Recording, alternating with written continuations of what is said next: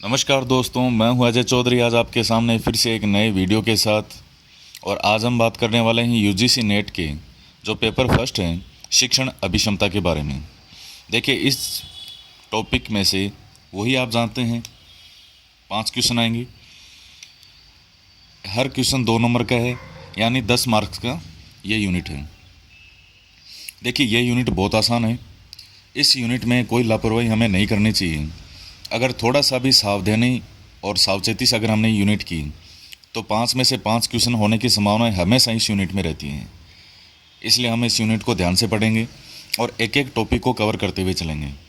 इसके साथ ही in chapter के साथ ही इस यूनिट के कम से कम 3 चैप्टर तो बनेंगे, 3 चैप्टर तो बन जाएंगे लगभग।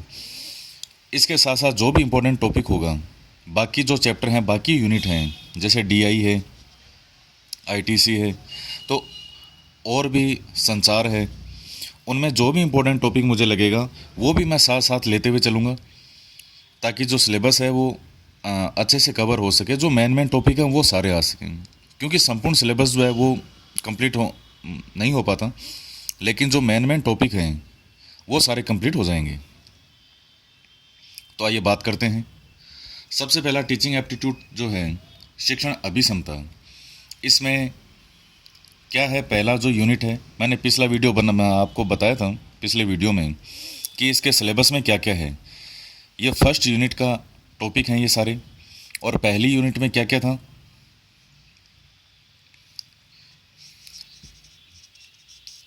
नेचर। शिक्षण जो है टीचिंग, इसकी नेचर क्या होती है, प्रकृति, इसके उद्देश्य, इसकी विशेषताएं और आधारभूत आवश्यकताएं, ये पहली लाइन थी उसमें। तो आज हम बात करते हैं। सबसे पहला है शिक्षा। शिक्षा क्या होती है? तो शिक्षा क्या होती है, बालक में जो भी विद्यमान और मनुष्य में जो अंतर्निहित जो भी सर्वांगीण शक्तियां हैं, यानी जो सभी शक्तियां हैं, उनको बाहर निकाल कर उनको विकसित करना, ये होती है शिक्षा। क्या होती है शिक्षा, एजुकेशन क्या होती है? बालक या मनुष्य में जो भी विद्यमान संपूर्ण शक्तियां हैं उनको बाहर निकाल कर उनको विकसित करना। जैसे रामायण काल में जाएंगे तो जो हनुमान जी हैं वो अपनी शक्तियों को भूल चुके थे। वही एक बालक की स्थिति है कि बालक के पास शक्तियां तो असीमित शक्तियां हैं। एक शिक्षक का काम है उन शक्तियों को बाहर निकालना, वही है शिक्षा, बाहर निकालकर उनको विकसित करना। उसके बाद में है कि शिक्षण जो है ये क्या होता है। शिक्षण मतलब टीचिंग। शिक्षण क्या होता है? देखिए, इसका जो अर्थ है वो 2 अर्थों में ग्रहण किया जाता है। एक तो व्यापक अर्थों में, ब्रॉड, और एक संकुचित अर्थ में। व्यापक अर्थ में शिक्षण क्या होता है, पहले संकुचित अर्थ का देखते हैं कि संकुचित अर्थ का क्या होता है।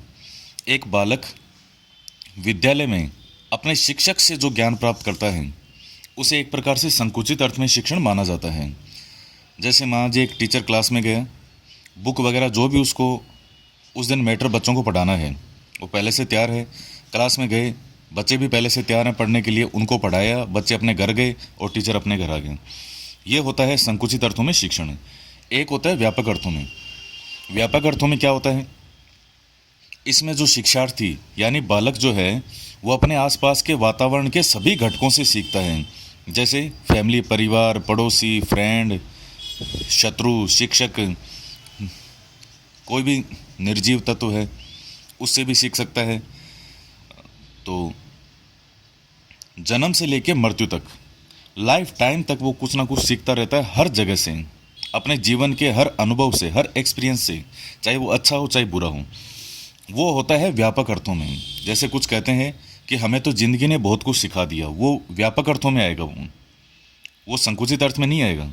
संकुचित अर्थ में तो है कि हमने विद्यालय में अपने शिक्षक से क्या ज्ञान प्राप्त किया है, जो बुक्स का ज्ञान है।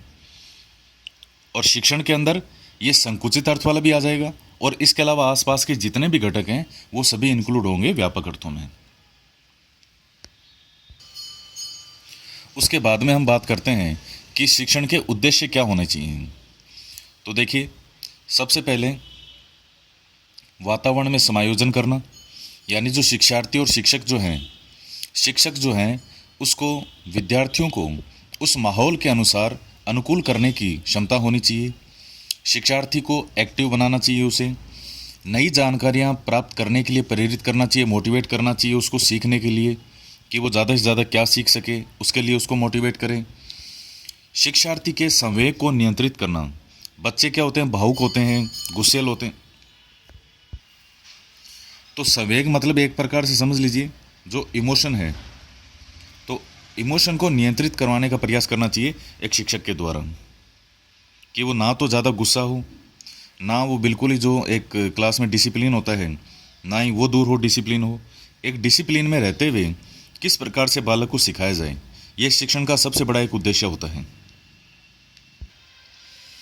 उसके बाद में आता है कि शिक्षा की विशेषताएं क्या होनी चाहिए।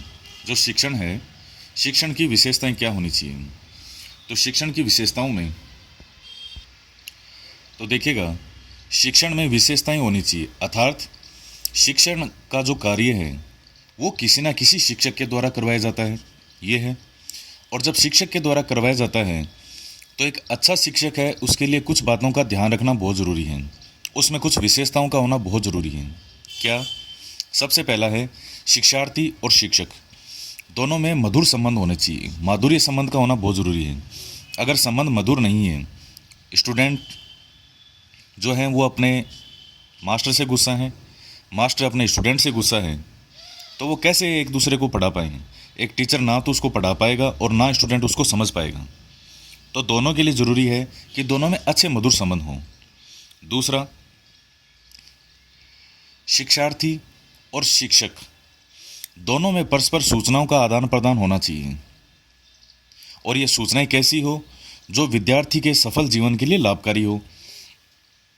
जैसे मान लीजिए शिक्षक है तो शिक्षार्थी के जीवन में क्या क्या घट रहा है, एक टीचर को इसकी भी जानकारी होनी चाहिए, एक अच्छे शिक्षक को, ताकि उसके आधार पर वो उसे नई जानकारी दे सकें या उसकी समस्याओं का समाधान कर सकें। तीसरा, एक अच्छे शिक्षक को शिक्षण कार्य के लिए, क्योंकि एक शिक्षक का मेन उद्देश्य क्या है, क्या है? शिक्षण कार्य करवाना। तो शिक्षण कार्य के लिए आवश्यक है कि उसे अपने व्याख्यान का पूर्ण प्लान बनाना चाहिए, पहले से बनाना चाहिए कि मुझे आज क्या पढ़ाना है, कैसे पढ़ाना है, कितना टॉपिक है, कितनी देर में मुझे कंप्लीट करवाना है। तो यानी उसको जो भी लेक्चर देना है उसका पहले से प्लान उसके पास में होना चाहिए। उसके बाद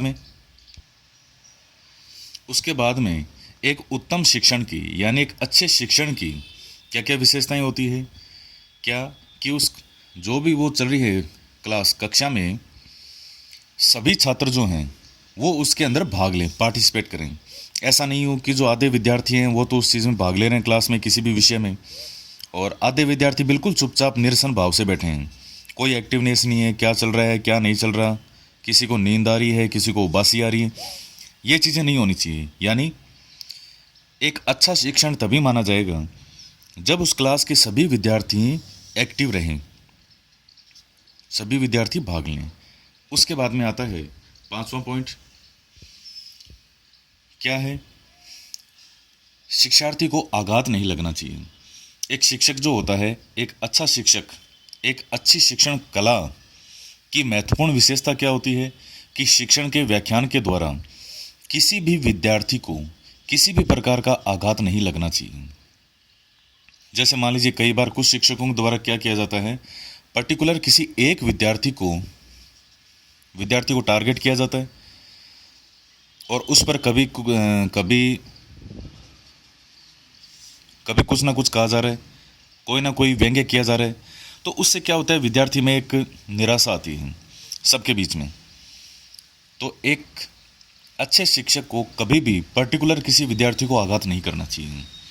उसके बाद में जैसे और भी कई होते हैं, शिक्षक को विद्यार्थी के साथ मित्रतापूर्वक व्यवहार करना चाहिए, और जब मित्रतापूर्वक व्यवहार होगा तो उसी से क्या है कि विद्यार्थी बिना किसी डर के अपनी जो जिज्ञासा प्रवृत्ति है वो ज़्यादा से ज़्यादा डेवलप होगी और ज़्यादा से ज़्यादा अपनी जिज्ञासाओं को वो शांत कर पाएगा। उसके बाद में एक अच्छे शिक्षण की विशेषता होती है कि उसमें छात्रों की समस्याओं का समाधान किया जाता है। जैसे उनको कोई भी समस्या है तो शिक्षक उसका समाधान करे, छात्रों की जो योग्यता है उसको एक अच्छा शिक्षक है वो पहचाने। कई विद्यार्थी ऐसे होते हैं जिनमें ऐसी ऐसी योग्यताएं होती है कि अगर उनको बाहर लाया जाए तो वो ना केवल स्टेट, ना केवल नेशनल, बल्कि इंटरनेशनल लेवल पे अपने देश का, अपना नाम ऊंचा कर सकते हैं। तो एक अच्छा शिक्षक जो होता है उसे उस चीज़ को पहचानना चाहिए। दूसरा, और भी कई चीज़ें होती हैं। एक अच्छा शिक्षण जो होता है उसमें हमेशा विकास की बातें होनी चाहिए, उन्नति की बातें होनी चाहिए। छात्रों के जो संवेग हैं उनको नियंत्रित करने का प्रयास किया जाना चाहिए। एक अच्छा शिक्षक जो होता है उसे एक अच्छा दार्शनिक और मनोवैज्ञानिक होना आवश्यक है। दार्शनिक इसलिए क्योंकि इससे वो किसी भी विषय पर चिंतन कर पाएगा। मनोवैज्ञानिक इसलिए क्योंकि बालकों के मन की बात को जानना बहुत ज़रूरी है, कि उनको देख के ही बता सके कि इस बालक के मन में क्या चल रहा है, इसलिए उसका होना ज़रूरी है। तो ये कुछ मेन विशेषताएं हैं शिक्षण की। इसके बाद में आता है शिक्षण की प्रकृति, शिक्षण की नेचर कैसी होनी चाहिए। तो देखिएगा, शिक्षण की जो प्रकृति है उस प्रकृति के अंतर्गत शिक्षण को क्या माना गया है, एक प्रोसेस माना गया है। शिक्षण एक प्रक्रिया है। तो आइए इसमें बात करते हैं, जब शिक्षण एक प्रोसेस है, एक प्रक्रिया है, तो यानी शिक्षण किसी न किसी उद्देश्य की प्राप्ति करने के लिए कहा जाता है। शिक्षण एक प्रोसेस है, और क्या होता है शिक्षण में, किसी न किसी उद्देश्य की प्राप्ति करने के लिए ही किया जाता है। इसलिए शिक्षण को 100 उद्देश्य प्रक्रिया भी कहा जाता है, यानी किसी उद्देश्य के साथ प्रक्रिया चल रही है। यही शिक्षण का दूसरा नाम भी है, 100 उद्देश्य प्रक्रिया।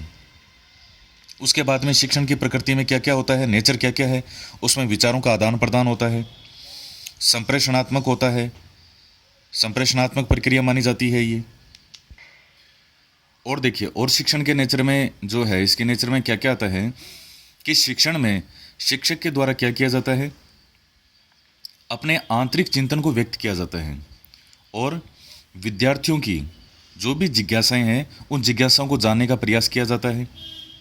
इसके अलावा शिक्षण में सुधार की गुंजाइश हमेशा रहती है, यानी शिक्षक जो है वो शिक्षण में आने वाली जो भी प्रॉब्लम है, जो भी दोष हैं, उनको दूर करने का प्रयास किया जाता है। यानी इसलिए हम कह सकते हैं कि शिक्षण एक विकासात्मक प्रक्रिया भी है, बिल्कुल कह सकते हैं इसको, क्योंकि शिक्षण में हमेशा सुधार की गुंजाइश रहती है। इसके अलावा शिक्षण एक निर्देशात्मक प्रक्रिया भी है। निर्देशात्मक प्रक्रिया का मतलब डायरेक्शन करना। एक तो होता है ऑर्डर देना। जैसे मान लीजिए शिक्षक एक विद्यार्थी को ऑर्डर देता है, कि कहता है कि जाओ बाहर जाके मेरे लिए चाय लेके आओ, मेरे लिए पानी लेके आओ। ये होता है एक ऑर्डर देना। एक होता है निर्देशात्मक प्रक्रिया। निर्देश का मतलब होता है कोई ना कोई उसको डायरेक्शन देना।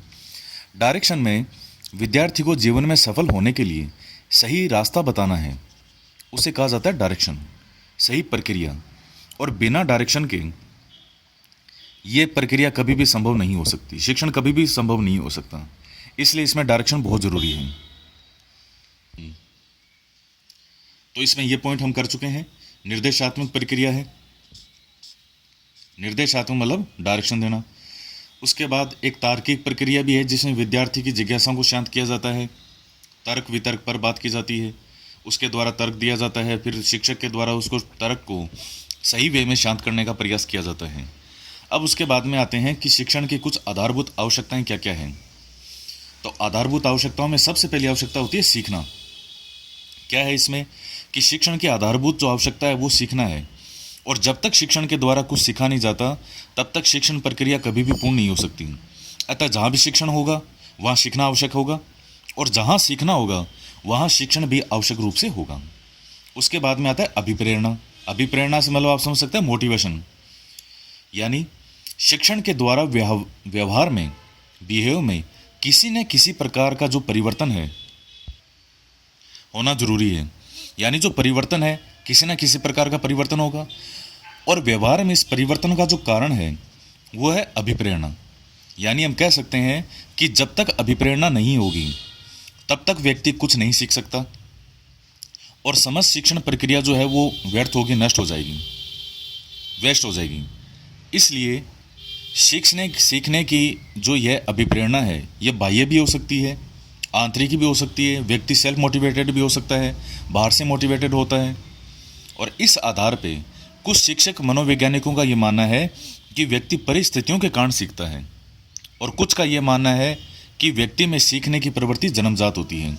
कुछ डेवलप करते हैं और कुछ के अंदर जिज्ञासाएं जन्म से ही होती है। जैसे आप देखते हैं कि कुछ बच्चे हैं, उनकी जिज्ञासाएं कभी शांत नहीं होती, वो इतने उसमें, जैसे छोटे छोटे बच्चे होते हैं LKG UKG प्रे, वो हर चीज़ में कुछ ना कुछ जानना चाहते हैं। जबकि कुछ बच्चे हैं, उनको क्या है आसपास, क्या घटित हो रहा है क्या नहीं, उससे कोई ज़्यादा फर्क नहीं पड़ता। तो ये अभिप्रेरणा का मतलब होता है मोटिवेटेड, प्रेरित किसी काम को करने के लिए अपने अंदर किसी प्रेरणा का होना। ये प्रेरणा बाहर से भी हो सकती है और आंतरिक भी हो सकती है। उसके बाद में इसकी आधारभूत आवश्यकताओं में कि शिक्षण का कोई ना कोई उद्देश्य होता है, इस पर भी हम बात कर चुके हैं। जैसे मान लीजिए हम अभी ये स्टडी कर रहे हैं, तो हमारा उद्देश्य क्या है? नेट JRF क्लियर करना, ये हमारा उद्देश्य है। तो शिक्षण का कोई ना कोई उद्देश्य अवश्य होना चाहिए। उसके बाद में आता है परिणाम। तो देखिए, परिणाम जो है वो जरूर नहीं हमेशा अनुकूल ही हो, परिणाम प्रतिकूल भी हो सकते हैं। इसलिए दोनों चीज़ों के लिए इसमें तैयार रहना चाहिए। यह भी शिक्षण की एक आधारभूत आवश्यकता है। एक क्लास में 100 विद्यार्थी हैं कक्षा में, तो क्या सभी के सभी विद्यार्थी पास होते हैं? 2, 4, 5, 7 विद्यार्थी ऐसे होते हैं जो फेल होते हैं। जबकि एक शिक्षक जो है वो क्लास में सभी विद्यार्थियों को समान रूप से स्टडी करवा रहा है, एक जैसा ही ज्ञान दे रहा है, एक जैसी बात बता रहा है, एक जैसी चीज़ सिखा रहा है। इसके बावजूद कुछ विद्यार्थी बहुत अच्छे मार्क्स से पास होते हैं, कुछ एवरेज से पास होते हैं और कुछ नेक्स्ट क्लास में पास होते हैं। तो यही है कि जो शिक्षण का जो परिणाम है शिक्षण का, वो अनुकूल भी हो सकता है और वो प्रतिकूल भी हो सकता है। तो ये फर्स्ट चैप्टर था। इसके बारे में शिक्षण से संबंधित जो भी पहली यूनिट का जो पहला टॉपिक था वो हमने पूरा किया। इसके बाद में कुछ महत्वपूर्ण टॉपिक इसमें और हैं, जैसे शिक्षण की विधियाँ हैं, जो अध्येता मतलब जो सीखने वाला विद्यार्थी होता है उसकी विशेषताएं क्या क्या होनी चाहिए, सहायक सामग्री क्या क्या होती है, तो उन पर भी हम बात करेंगे। इन वीडियोज़ को अगर आपने अच्छे से देख लिया तो यकीन मान के चलिए आपको एग्जाम में बहुत बेनिफिट मिलेगा। लास्ट में इनके जो पिछले सालों के क्वेश्चन पेपर वगैरह हैं या जो मोस्ट क्वेश्चन है वो भी मैं आपसे सोल्व करवाऊंगा। लेकिन उससे पहले जो मैटर है वो तो हमारे माइंड में होना ही चाहिए, इसीलिए जो पहले ये मैं मैटर पढ़ा रहा हूँ आपको। इसके बाद में इनके जो इंपॉर्टेंट क्वेश्चन हैं वो भी कराऊंगा, और साथ में 50 क्वेश्चन का पूरा सेट, मतलब इसमें 5-5 क्वेश्चन हर यूनिट के। टोटल आप जानते हैं फर्स्ट पेपर में 10 यूनिट है, तो 50 क्वेश्चन हो गए। तो ये 50 क्वेश्चन भी आपके सामने रखे जाएंगे, तो फिर देखेंगे कि आप इसमें कितने सही कर पाते हैं। इसके साथ साथ कुछ विद्यार्थियों के ये कमेंट आए थे कि सर हम सिर्फ आपके वीडियो से ही स्टडी कर रहे हैं। तो देखिए, बहुत अच्छी बात है ये कि वीडियो से ही स्टडी कर रहे हैं, लेकिन मेरा ये मानना है कि सिर्फ वीडियो से काम नहीं चल सकता। अगर हमें बहुत अच्छे मार्क्स लाने हैं तो वीडियो भी एक सहायक सामग्री है। वीडियो अपने आप में एक कंप्लीट संपूर्ण चीज़ें नहीं हो सकती, क्योंकि जैसे मान लीजिए 1-1.5 घंटे की चीज़ है, उसको 15 मिनट के अंदर समझाया जाता है, तो वो कैसे संभव है कि उस चीज़ को 15 मिनट में सब कुछ समझ में आ जाएगा। एक बार, कम से कम 1-2 बार आप अपनी जो बुक्स वगैरह मैंने आपको बता रखी है, सब कुछ ये बेसिक जो चीज़ें हैं, कौन सी बुक्स पढ़ें, नहीं पढ़नी, क्या पढ़ना क्या नहीं पढ़ना, सब उन चीज़ों के बारे में चर्चा पहले कर चुका हूँ। उनको भी स्टडी कीजिए और फिर वीडियोज़ देखिए, आपके लिए चीज़ें बहुत आसान हो जाएगी। लेकिन सिर्फ वीडियोज़ से ही पढ़ना, उसमें हर चीज़ इंक्लूड नहीं हो सकती, इसलिए साथ साथ बाकी चीज़ें भी पढ़ते रहें। तो आज के वीडियो में इतना ही, और आज मेरी कोशिश ये रहेगी कि मैं और भी वीडियोज़ अपलोड करूं, थोड़ी स्पीड जो है उसको और तेज़ करूं, ताकि कई टॉपिक जो मेन हैं वो भी ला सकूं मैं।